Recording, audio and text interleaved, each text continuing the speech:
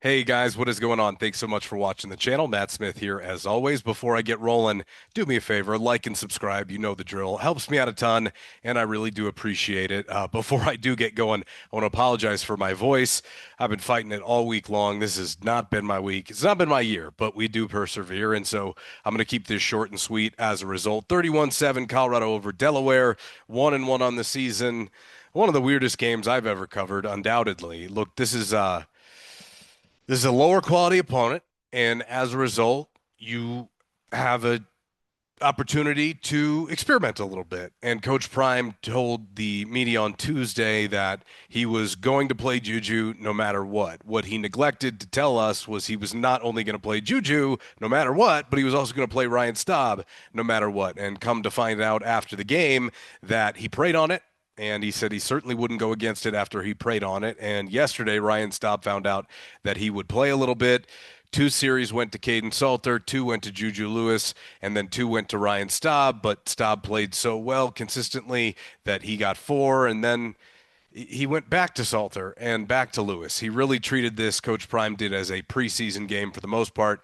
And Pat Shurmur actually spoke afterwards as well. And Coach Shurmur talked about how this would have been preseason game number two, at least in the NFL. They don't have that opportunity. And there's a lot of new pieces, a lot of new moving parts, and they've got to learn on the fly. And he felt like a lot of that kind of came out in the wash last week against Georgia Tech. This was an interesting game. Caden Salter started off and executed what they asked him to do, making his short completions. And I wanted to credit Pat Shurmur for implementing the stuff that he didn't have in the game plan week one and felt like really didn't have in the offense week one. You saw some of those hitches, you saw the drags, you saw shorter route concepts that I think are more indicative for a team with this caliber of offensive line and this caliber of quarterback play. And when you have that RPO, I thought he did about 50% of the work to build that offense. There was that whole quick game, the RPO slant, the hitch, that aspect that he really didn't incorporate or do a good job with against Georgia Tech. They added a lot of that stuff. I thought it allowed Caden Salter to build an early rhythm. Colorado gets on the board. He scores 10 points, and then they went to Juju, who had a very nice start to his first drive, and then some more of those bubble screens. We got to put that bubble screen play call at the back of Coach Shermer's playbook because he went to that way too much, and it's been killing them, quite frankly. Drive starters, it's been killing them. They got a couple of early ones to Isaiah Harge today, but outside of that, I'd say they're like four of maybe five of 15 and bubble screens and horizontal passes that they called. There's too much of it, and Delaware keyed up on it. Clearly, they prepared all week long for it. And the second play of the game, I thought he almost got Draylon Miller killed because of it, quite frankly, because Delaware had prepared for nothing but. They put a ton of that on tape against Georgia Tech, and Colorado's receivers didn't block very well on the edges last week. It was a bit of a mixed bag today. I thought there was some good stuff from them outside, but anyway, I digress. So, Juju, two series, nothing doing. He did look young, but I thought there was some poise there, and clearly he's a very talented thrower. With a couple of those passes, you could tell. I mean, this kid can sling it. We knew that about him, but he's still not yet a legal adult. He won't be until September 21st. It's still a couple of weeks away now. So, talking about a 17-year-old kid, and Coach Prime acknowledged that last week and said, "Look, this is a young man who's 17. I have to protect him. And when we get him in there, we got to do things that he's going to know because you can't throw everything at him all at once." So I think, a little bit of that was to get him prepared just in case. But Coach Prime said, let's just kind of see who emerges with it. And clearly it was Ryan Staub in the 2-minute drill.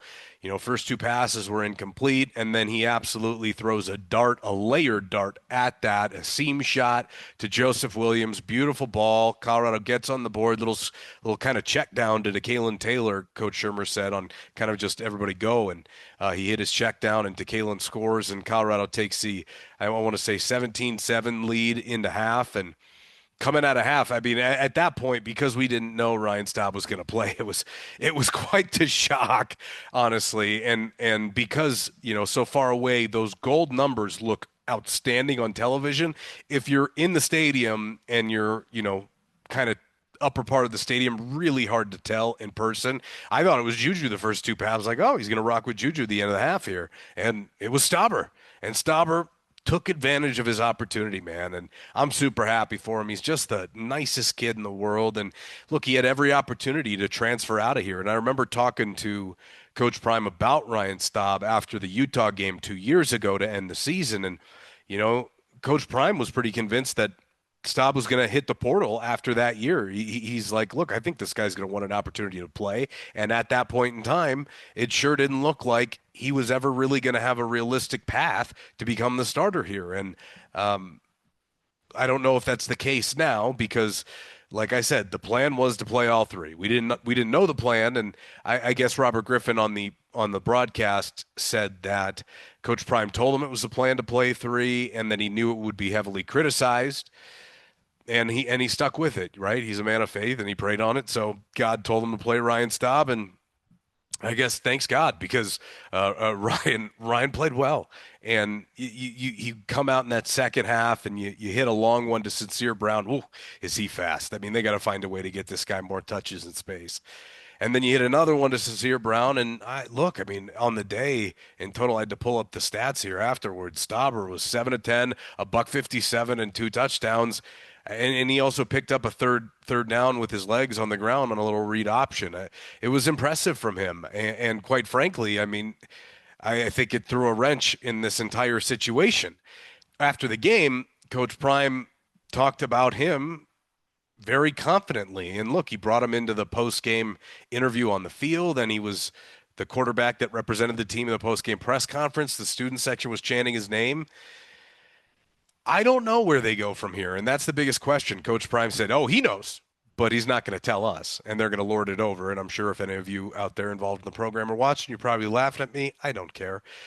I would start Ryan Staub next week. He is the one who's most comfortable in the system. The offense looked the smoothest under him, and we've already seen an example of him effective in an actual start, and that was as a freshman. And since then, he had another full year of learning under Shador. And look, it's a very odd situation that they're in.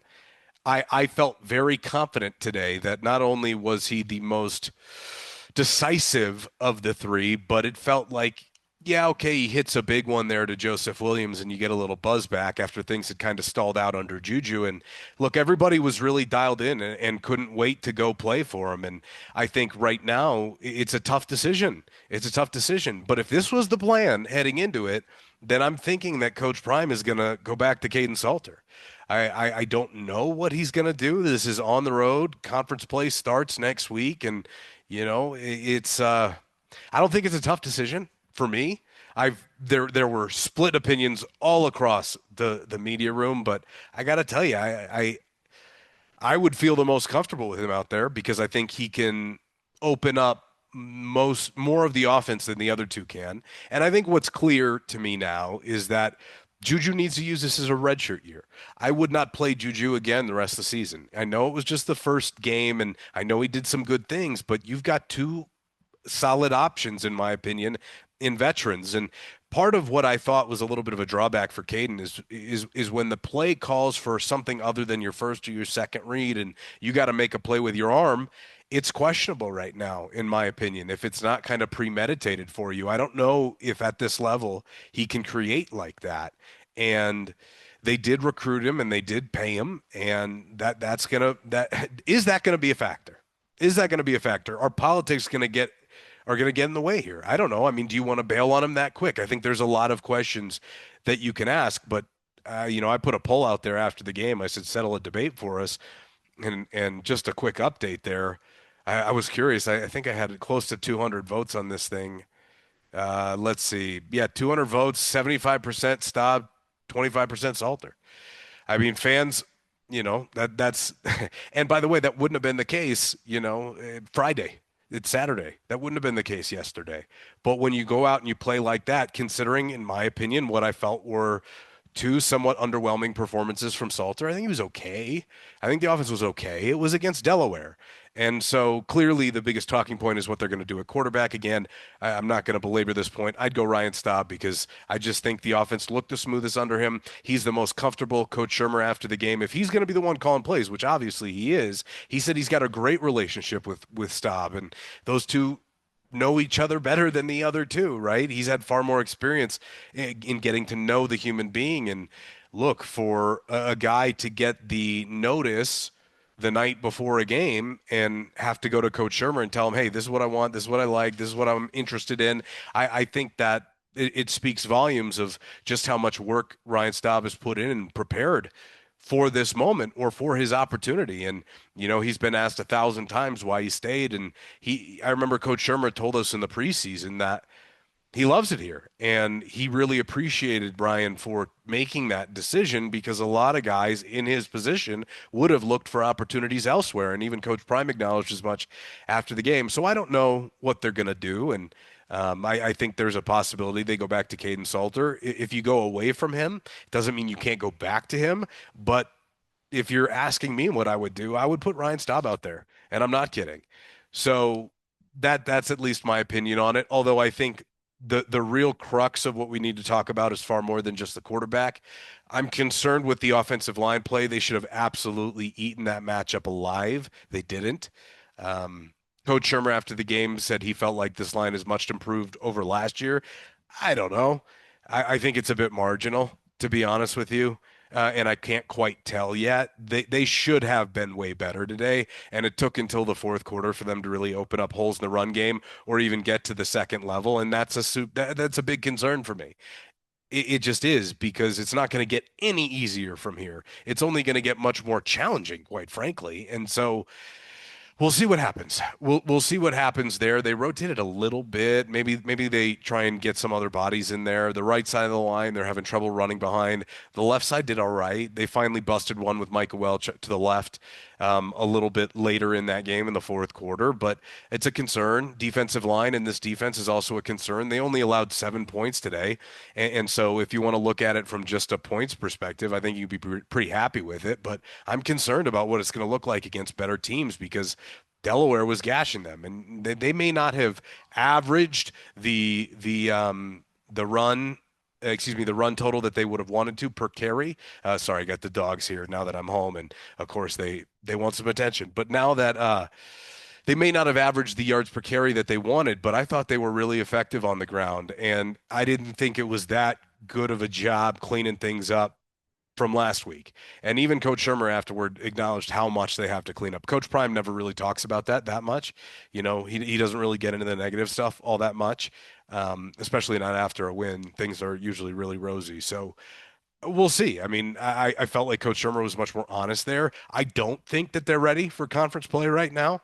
I don't think they have an identity. I don't think that they have a bread and butter. I don't think they do anything really well. I think right now there's a very average football team, and they have a lot of work to do to fix that. And I don't know if all of it's going to get completed.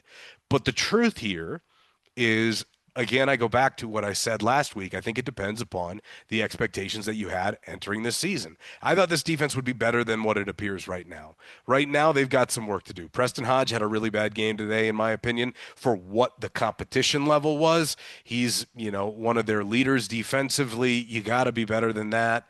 DJ McKinney, he was all right. He got beat on a deep one. That can't happen. And I think that might have been the big play that led to Delaware's lone touchdown of the day. And I don't want to discredit Delaware or take too much away from Delaware because I think that they probably played at a level above what I expected.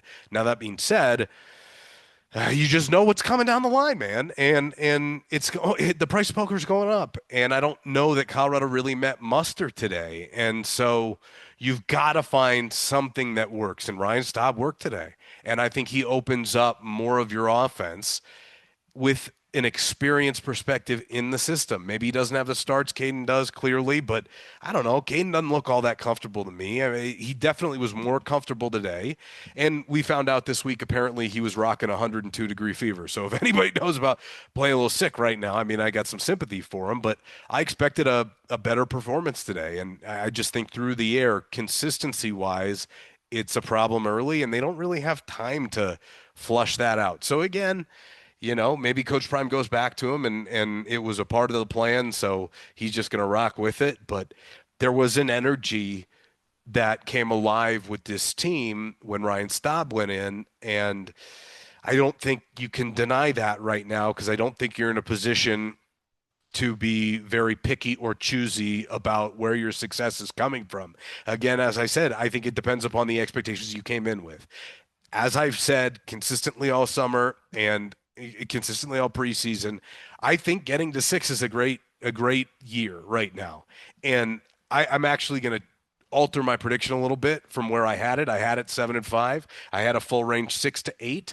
I'm going to drop it down to 6 wins right now, and I can see a floor of five, quite frankly, because there's a lot that they need to work on, and until that they can build something that they can do very well in an area they can hang their hat.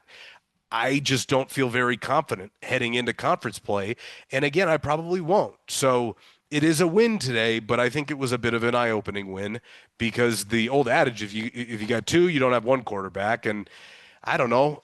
I don't know. I really think that Staub asserted himself today and took charge, and he earned it today. And quite frankly, I don't think Caden earned it in either of his opportunities. So Coach Prime talked about we don't have time to wait. Well, we're about to find out how much time he thinks that they have. And again, I don't think I'd be overly critical if he went back to Salter. I think I would understand it, but at the same time, I would definitely raise an eyebrow because you're going to need to be able to throw the ball and run to win in this conference. And Salter through the air, if it's not just a single read right now, it's a problem. And I thought Staub, he missed a couple of things. He definitely missed one of the outside that, I'd have to go back and pinpoint exactly which one, but I remember going, you had the outside kind of post there, and he kind of went with his check down. One thing I will say, they didn't really involve Zach Atkins in the passing game. I think they were trying to get their passing game going a little bit today because the running game was, I don't know, I thought it was largely ineffective. There were a couple sacks that dropped their numbers, and they did rush for over 130 yards. So I guess in the coach prime era, you'll take it, but you're not going to take that performance today rushing the football as you head into conference play. Now their starting running back has not played at all this season, and Dallin Hayden.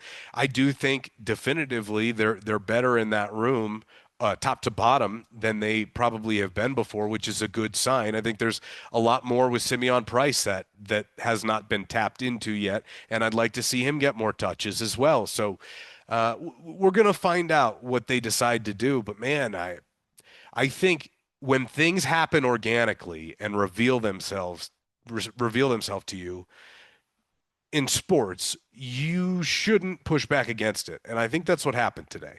That was the vibe that I got today. And we're going to find out if Coach Prime got that vibe too.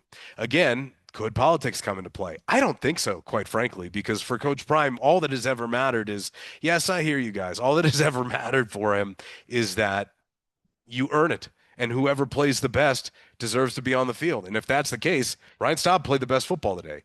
Caden Salter, yeah, I mean, look, he was more efficient than he was the other night today. And when you look at 13 to 16 for 102 yards, but it was a 6.4 average.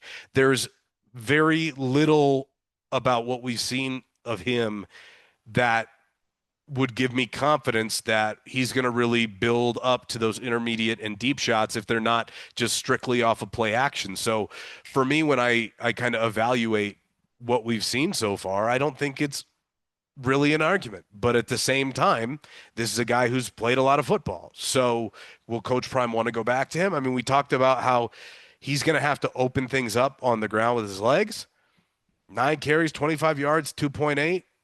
That's not going to get it done for a dual threat quarterback. And if Ryan is going to be able to motor at least a little bit and be able to be mobile, which we've seen some examples of in the past, he's not going to be, a dynamo running the football. But honestly, I don't think Caden is either. I mean, there is a level, there's a step up here in athleticism, and I think his has been leveled off a bit, quite frankly. So what happens, I don't know at that position. And again, defensively, they've got a lot to work on. Ben Finiseth got the start today. Jeremiah Brown got the start today. Some really good feel-good stories today. When you talk about Staub, Brown, and Finiseth, great to see. Sean Myers got in there as well. We thought we would see the rotation at the linebacker position, and we did. I think Martavius French didn't play quite as much because I thought he hurt his hand in the first half. We'll see what happens. I actually thought Arden Walker played pretty well today. His stats don't really pop off the page, but a couple of big run stops. And I look at Ben Finiseth, and I think all preseason we were all thinking that Tawfiq Bayard was going to be the guy before he got hurt. But from a communication perspective, I don't think you can afford not to have Ben out there right now. And I think that's going to be really important. It may not be essential necessarily against a Houston, but you move down the line. They've got some tough football games coming up here. And I'm checking to see what's going on. Houston's up 7-3 against Rice, 8:08 left in the third. Oof. The Connor Wegman not having a great start, former A&M quarterback. So maybe Coach Prime wants to experiment some more and play multiple guys. That shouldn't be the plan, in my opinion, moving forward throughout the rest of the season. You've got to figure that out because you've got to develop an identity, and I just don't think a team with a platoon quarterback situation can do that. But maybe I'm wrong. Maybe I'm wrong. So again, I think there's a lot to clean up, but it was good to get back on the right track. They hovered in between. And again, you've got three different quarterbacks with play calling, which again, we talked about some of my frustrations there. But, credit to Pat Shurmur for developing a game plan for three different guys, because that's not easy, especially having to do it on whatever, 12, 16 hours notice. Whenever they figured that out, Coach Prime, he said he made that decision yesterday. So it certainly wasn't great. And I think they've got a real play sequencing problem. I think they've got to get rid of some of the stuff that they've really been trying to hone in on, that horizontal scheme. You want to get your players the ball in a position to do something in space, trying to make a DB miss one-on-one. I mean, I get where he's coming from. They're just not good enough blocking, and it's not working. When it's not working to that degree, you cannot keep going back to it. And that's what he's done. And I think that's what a lot of people are frustrated with. But again, look, I didn't think it was the best day from Robert Livingston either. They've got an issue here in controlling running backs. And while there was a point in this game where Delaware had to start throwing to really kind of, try and stay in this one, their starting running back peeled off 4.3 per carry, right? And so there were some good gashes involved from the rest of the team as well. So we'll see. But it was through the air where Colorado, I think, was probably more susceptible to the chunk play than anybody would have anticipated. I mean, Minicucci threw for 300 yards today. Would have never really expected that, to be honest with you, not from a guy who didn't even start the year as their starter. So again, some tough stuff to clean up there. If you look at Colorado's rushing numbers, 6.1 for Simeon, 6.9 for DeKalen. Micah, 7 of 14, just really struggled to get it going. But I struggle to put that all on him because I just did not think that Colorado's offensive line was great today. I really didn't think so. They've struggled to, through two games, get to that second level, and that's a problem. If you can't do that even somewhat consistently against Delaware, what the hell is that going to look like against better competition? So we'll see. Another great story. Sincere Brown could flat out fly, man. I mean, flat out fly. That first touchdown, he turned on the Jets, and nobody was touching him. That was really impressive. Good to see Joseph Williams get involved. He's a really talented player. Really is. Huge catch on that seam shot from Staub to get the offense kind of restarted again. DeKalen Taylor today, 11 touches and nearly 100 total yards of offense. 7 carries for 48 on the ground. He did bust one for 23, which really kind of, makes that look better. But still, I mean, you can get a guy like that to give you nearly 100 all-purpose yards. You'll take that, right? You absolutely are going to take that. And that was a big game for him as well. The secret's going to be out on him a little bit here coming up. But the one guy I think they got a couple of guys, in my opinion, still in their back pocket. But Zach Atkins needs to be more involved in the offense, whether it's Staub or whether it's Salter. They've got to find a way to utilize the middle of the field a little bit more than they have these first two games. Now, I thought it got better, but again, you just need to continue to build blocks because the real tests are coming. Good to get off on the right foot today. Punting, I thought Damon Greaves did a really nice job today. He is, in my opinion, and I love Mark Vassett, he's a great guy. I think he's an upgrade over Vassett. Greaves averaged 50 yards today. He had two inside the 20. I mean, a long of 67. So there's a kid with a leg. He's got some touch on it, and I think they really did make an upgrade. Mata hit his one field goal and didn't have any shaky moments on extra points, so that's a benefit. R.J. Johnson got involved with an interception late in the game. It was kind of a, ooh, look what I found moment, but it was impressive concentration to not drop that. Another thing they did was they rotated Makari Vickers and I thought they brought John Slaughter in there on a couple of third down situations, which was interesting, and it actually paid off. Makari Vickers is a transfer, came from Oklahoma, if memory serves there, and he had off-season heart surgery, and so we didn't really know what to expect with Tawfiq Bayard there and with Finiseth and Stoutmeyer. I didn't really expect him to be a guy that factored in all that much this season, but I mean, look at what he's done. And Coach Prime said he's pushing to start and he's pushing to be used in more situations and more packages. So I think that's a good thing that you're seeing some of that transfer talent start to step up at a position that it felt like they were really thin at, and really good to see him not only playing again but contributing. I thought that was important, as well as Slaughter there. And again, you kind of look up and down the roster, and they're still trying to figure some things out here. And the depth chart heading into week 3, I imagine, is going to be different than the one in week 2. That was different than the one in week 1. So it'll be interesting because the way this plays out, you do have your conference game at Houston and then you're home again for Wyoming, which I think is really big this year for this team. I brought up last week how maybe this is the year you would have loved to start with Delaware and then go to Georgia Tech. You didn't have that luxury, but you do have the luxury of kind of getting a Wyoming team, on the other side of your conference opener this year, which is a bit of a rarity, and I think might actually play into their hands a little bit. But as I look at the Big 12 standing so far, everybody's on the board. Everybody's in the win column so far. A couple of very interesting moments there. I'm just kind of catching up right now. Wow, Baylor won in double overtime. I did not see that. I've been so plugged in here. Unbelievable. What a huge win for the Bears. Monster, monster, monster win. Utah's putting the absolute brakes to Cal Poly. So Big 12's on the board. Here we go. And this is something that I talked about. I think you have a lot of teams in this conference right now that are comparable talent-wise.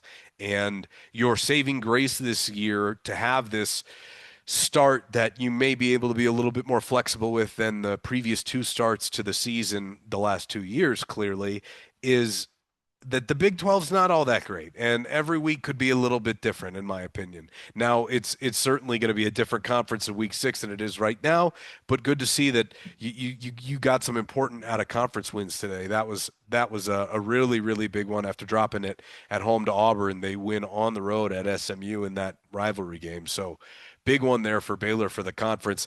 Although Arizona State's getting blanked right now by Mississippi State 17-0. You do not like to see that one.